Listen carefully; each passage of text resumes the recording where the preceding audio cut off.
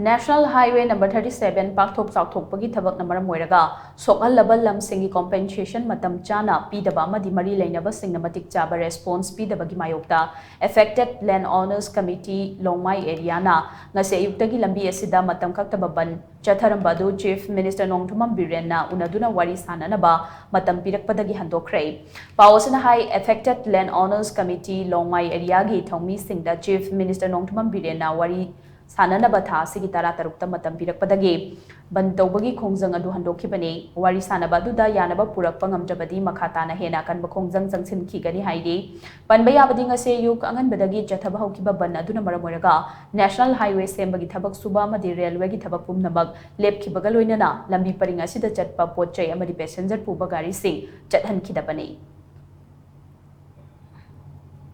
Affected Landowners Committee Longmai None District na Tathariba National Highway 37 ye akoi awa ana tariba yum kai amang ata tariba mayam na ban blockade nataga indefinite shutdown oina akoi sathari masigi manung asida akoi gi damakta thajaba uraktuna Hill Area Committee Chairman Nungba SC gi MLA mahagna akoi gi marakta la hairaga wari sanaduna Chief Minister Banglo asida date 16 asida wari sananabagi damakta assurance sobire madugi matung oiduna koina shutdown tawribase akoi call off tawre adoga masi ase akoi gi thajabado pirak pangamdaradi akoina masigi manung asida akoi gi chathagadaba yamna aruba akoi ga asetpa hongsat ado amaga chathagani